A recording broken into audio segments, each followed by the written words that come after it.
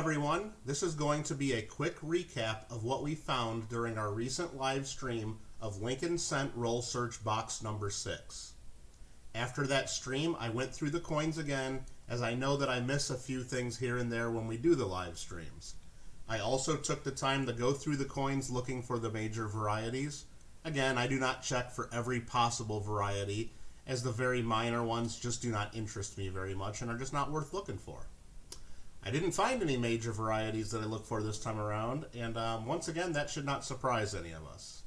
But anyway, right here we have a breakdown of what we found in box number 6. For the 2017 Philadelphia cents, we found 2 of them. Slightly better than our average of about 1 per box of 2,500 cents.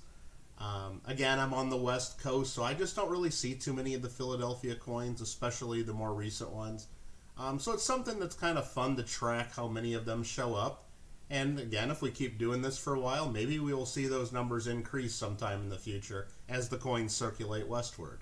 We will see about that because I really don't find too many Philadelphia coins at all, even when I'm looking at cents that are 10 or 20 years old. So I doubt that I'm ever going to see these in huge numbers, but again, we'll see.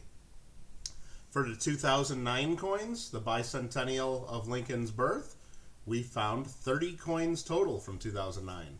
29 of those coins here are from the Denver Mint. Just 1 coin was a Philadelphia coin. So that just shows you that even after 11 years of circulation, I still just don't get very many Philadelphia coins here in Southern California. Of the 30 coins, 11 were the birthplace design, 8 were the formative years design. 1 of those was the Philadelphia Mint. We had 7 professional life and 4 presidency coins. So again, we did find at least 1 of each of the 4 types, which is always really good to see. But none of the coins were particularly interesting or worth really showing under the microscope in detail. The next thing we track are the 1968 through 1974 San Francisco cents. Those are right here. We found 18 of them in total, which is about how many we usually find in a box of $25 worth of cents. And once again, we did find at least 1 from each year. The most we found was the 1969 San Franciscos. We found 7 of those. Of course, none of those were the major double die obverse, but we will still keep looking for that. We did get a few of them that were in nice shape, and we'll show you one of those at least, but probably the best one we got. Pull up my microscope for you. And it's got a lot of red color. It's a little bit spotty and lightly circulated, but it's still really cool to see a coin, just over 50 years old in circulation, especially one that people like to look for, one of the S-mints with that much red color. Again, probably not worth saving unless you really had a hole in your album that you needed to fill there with the spotting, but still fun to find something like that just in a roll. Alright, next up we have coins from 1959. Again, that's the first year of the Memorial Cent, 50th anniversary of the Lincoln Cent that started in 1909. And we found 4 examples of that first year Memorial Cent this time around. All 4 of those were Denver Mint coins. Again, it was nice to see some 59s, especially after our last box where we found none of them. We usually find at least 1 or 2 in a box, it seems like, so finding 4 of them seems to be a little better than we usually do. Again, I like to save these first year Memorial reverse cents as it's just another fun thing that's easy to look for, and it's something fun to track from box to box. Next up we have our Wheaties, the wheat cents. We found 10 of them in total. After last box where we found 53 of them, finding only 10 seems a little bit light, but I still think finding 10 wheat cents in a box is really good. And actually it's a little bit better than the average we've seen, especially if we exclude that last box from the calculations. Even more so, I think it's great that we found a couple older ones this time around. The older ones we found were a 35S, a 34, and the earliest we found was 100 years old at the time, a 1919. And we'll go ahead and take a quick look at those earlier ones here. Pull up the microscope so we can check them out together. And here we go. Here's the 35S that we found. It's got definitely a bunch of wear to it, but it's always fun to find some of these earlier ones with mint marks. So there's the 35S. We also found this here, 1934, and this one has quite a bit more detail. Still has, you know, circulation wear, but get it to the other side, you can see strong wheat lines. And again, that oldest that we found is right here. We did our stream just at the end of the year, 2019, so at the time this was 100 years old, in 1919. And now, that, as of this filming right now, it's just over 100 years old, so really surprised, and always, you know, it's always a lot of fun when you find something that old just out of a roll right from the bank. And you can see some of the wheat lines there, so it's not completely worn down either. I think it surprised a lot of us when I was having everyone try to guess the date, and that it was actually a 1919, so very, very cool. Alright, the next thing that we track are the foreign coins, and we found two of them, both from Canada. One's in 1968 and one is in 1988. For those of you who do not collect Canadian cents, the coins may appear to be the same type, but they're not. So let's take a quick look at them, and I want to show you.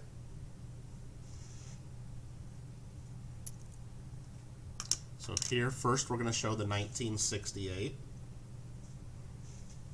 So here's the 1968. Everybody kind of take a close look at it. And we'll even flip it over, show you the Queen. So there's the 1968. And then next we have the 1988. I'm sorry, I got the other one there again. And there's the 1988. So again, to many viewers, they might appear to be the same, but they're not. The earlier one, the 1968 here, is actually a round coin. And the 1988, the more recent, is a 12-sided coin. So you can see there's just really subtle edges to it there. It's not completely round. So that's one of the major differences. So otherwise, they look pretty much the same, but you can see the difference there side by side. So just thought that would be fun to show. Alright, the next thing we track is how many copper coins we find. This box had a total of 305 copper cents out of the 2,500 coins, and that includes the finds that we've already mentioned. So that means that 12.20% of the box is copper. The rest were copper-plated zinc coins. For the first few boxes that we hunted on the channel, I did not include the 1982 cents in those numbers, which come in both compositions. However, I had a few people asking about it, so for this box, I did set aside all the 1982 cents in the box. We had 27 of those total. Of those 27 coins, after I weighed them out, 16 were copper and 11 were copper-plated zinc. So we got an extra 16 coppers by taking the time to look at the 1982s. I'm not sure if I will continue to keep count of the 1982s, but it was interesting that there were more copper found than zinc, I thought. So maybe I will start keeping track of them going forward. Anyway, 305 coppers is just about right on the average that we usually see out of a box of 2,500. Just pretty cool that, I mean, if you go back and look at all the results that we've had, it's always right around, you know, 10, 11, 12% of the box being copper, with the last box being a little bit higher with so many wheat cents that we found. All right. While streaming and talking once again about how I never find new coins from the Philadelphia Mint and that all I get is Denver mints, pretty much right after I mentioned that in the stream, I came across this one here. It's a 2019 Philadelphia. So I did set that one aside just because I thought it was, you know, kind of cool that we found something so relatively new from the Philadelphia Mint. But again, just one in the whole box. So anyway, I just set that aside for fun. I also came across this one here, which I set aside, which is just a really worn down one, and we'll show that under the microscope just so you can get a better idea of what I'm talking about and why I set it aside. So there it is. It's a 1998, and it's just so worn that it wore right through the thin copper plating and exposed many of the underlying zinc in many of the areas. I don't believe this to be natural circulation wear, however, as there's just too much remaining detail in some of the parts of the design that's still there.